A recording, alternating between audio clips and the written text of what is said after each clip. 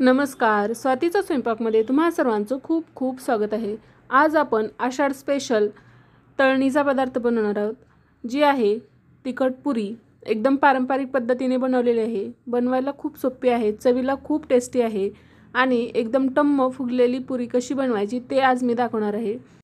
पुरी तेलकट होऊ नये म्हणून काय करायला पाहिजे तेही मी या व्हिडिओमध्ये सांगणार आहे, तर व्हिडिओ शेवटपर्यंत नक्की बघा। चला तर रेसिपीला सुरुवात करूया। तर इथं मी पहिल्यांदा मसाला बनवून घेणार आहे। त्याच्यासाठी इथं 2 चमचे ओवा घेतलेला आहे मिक्सरच्या भांड्यामध्ये। आता त्यासोबतच 1 चमचा जिरं घेतलेलं आहे। आता यामध्ये 1 चमचा धने घालायचे आहेत। इथं मी अख्खे धने घेतलेले आहेत, तुम्ही धना पावडरही वापरू शकता। आता हे आपल्याला बारीक करून घ्यायचं आहे। तर इथे तुम्ही बघू शकता, एकदा मी फिरवून घेतलेलं आहे मिक्सरला, जराशी जाडसर आहे हे सर्व। आता यामध्येच आपण मिरची घालून घेणार आहोत। तर मी इथं 10 ते 15 हिरव्या मिरच्या घेतलेल्या आहेत, तुम्ही तुमच्या टेस्टनुसार कमी जास्त करू शकता। त्यासोबतच एक 15 ते 20 लसूण पाकळ्या घेतलेल्या आहेत आणि कोथिंबीर घेतलेली आहे। आता यामध्ये मी मीठही घालून घेतलेलं आहे। तर इथं मी 1.5 चमचा मीठ घातलेलं आहे। जर आपल्याला परत पीठ मळताना वाटलं कमी आहे तर आपण ॲड करू शकतो। आता मी यामध्ये थोडंसं पाणी घालून घेणार आहे आणि हे चांगलं वाटून घेणार आहे। तर इथं आता बघू शकता, मी अशा पद्धतीनं हे सर्व मसाला बनवून घेतलेला आहे। छान असा बारीक झालेला आहे, मिरचीही छान बारीक झालेली आहे, लसूणही छान बारीक झालेला आहे। आता इथं आपला तिखट पुऱ्यांचा मसाला तयार आहे। तर आता आपण पीठ घेऊया। तर एक ताट घेतलेलं आहे मोठं, त्यामध्ये मी ज्वारीचं पीठ घेतलेलं आहे पहिलं। तर इथं मी 2 वाटी ज्वारीचं पीठ घेतलेलं आहे, त्यासोबतच 1 वाटी गव्हाचं पीठ घेतलेलं आहे।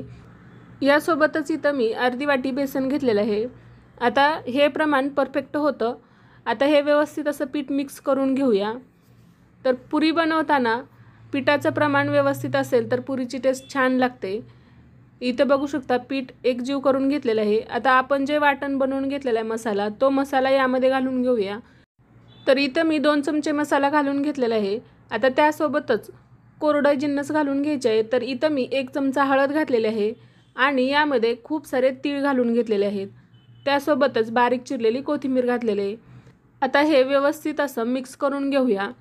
तर आपण मसाला बनवताना मीठ टाकलं होतं, तर इथं मी थोडंसं मीठ ॲड करून घेणार आहे, एकदम अर्धा चमचा। आणि गरज वाटली तर आपण पीठ मळून झाल्यानंतर टेस्ट बघून यामध्ये मीठ घालू शकतो।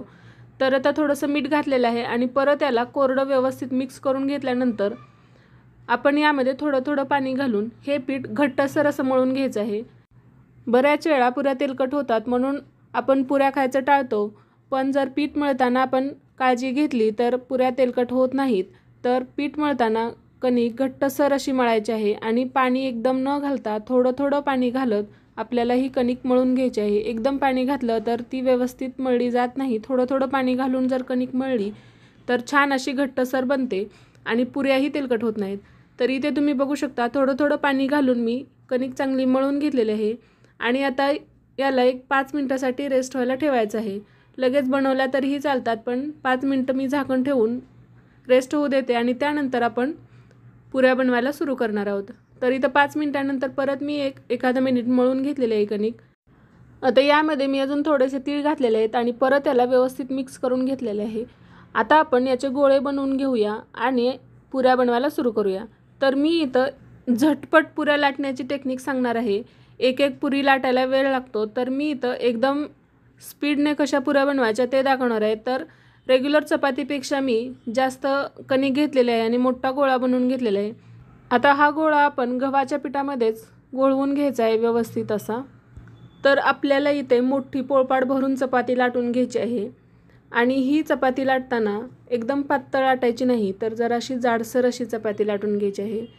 आपण रेग्युलरच्या ज्या चपात्या करतो त्याच्यापेक्षा जाड असली पाहिजे, त्यामुळे आपल्या पुऱ्या व्यवस्थित टम्म अशा फुगतात। एकदम पातळ केली चपाती तर पुऱ्या फुगणार नाहीत आणि तेलकट होतील किंवा खायलाही अशा कडक कडक लागतील।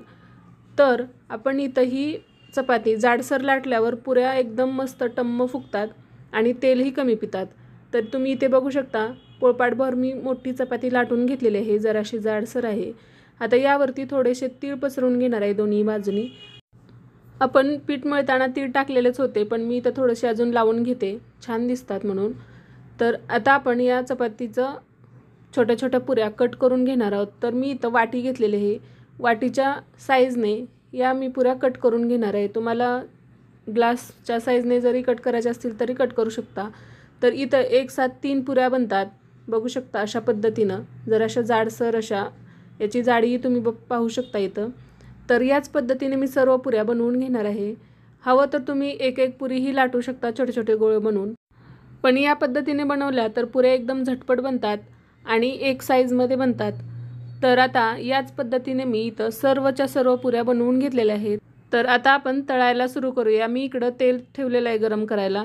तर थोडासा तुकडा टाकून चेक केलं, तेल चांगलं तापलेलं आहे. तर नेहमी पुरी तळताना तेल चांगलं गरम असावं. तेल थंड असेल तर तेलकट होतात पुऱ्या, तेल पितात जास्त. गरम तेलामध्ये पुरी टाकल्यानंतर एखाद्या मिनिटानंतर आपण गॅसची फ्लेम मिडियम टू लो करून या पुऱ्या छान अशा फ्राय करून घ्यायच्या आहेत. तर तुम्ही इथे बघू शकता, तेलात पुरी टाकल्यानंतर एखाद्या मिनिटाच्या आतच ही पुरी टम्म अशी फुगलेली आहे आणि वरती आलेली आहे. त्यानंतर आपण आलटून पलटून दोन्हीही बाजूनी छान अशी ही पुरी फ्राय करून घ्यायची आहे. तर पुऱ्या तळताना ही काळजी घ्यायची आहे, तेलाचं टेम्परेचर व्यवस्थित असावं. जास्त थंड असेल तर पुऱ्या तेलकट होतात आणि इतकंही गरम नसावं की तेलात पुरी टाकल्यानंतर ती वरून करपेल आणि आतून कच्ची राहील. तर तळताना ही काळजी घ्यायची आहे, जेणेकरून आपल्या पुऱ्या मस्त खुसखुशीत आणि टम्म फुगलेल्या होतील. तर तुम्ही इथे बघू शकता, तेलात पुरी टाकल्यानंतर ती थोडीशी खाली जाते आणि त्यानंतर वरती आल्यावर टम्म अशी फुगते दोन्हीही बाजूनी आणि आलटून पलटून छान अशा सोनेरी रंगावर आपल्याला या सर्व पुऱ्या तळून घ्यायच्या आहेत. तर याच पद्धतीने मी सर्व पुऱ्या बनवलेल्या आहेत. तुम्ही ही रेसिपी नक्की ट्राय करा. आवडली असेल तर लाईक करा, शेअर करा आणि सबस्क्राईब करा. सोबतच बेल बटन दाबायलाही विसरू नका. रेसिपी पाहिल्याबद्दल धन्यवाद.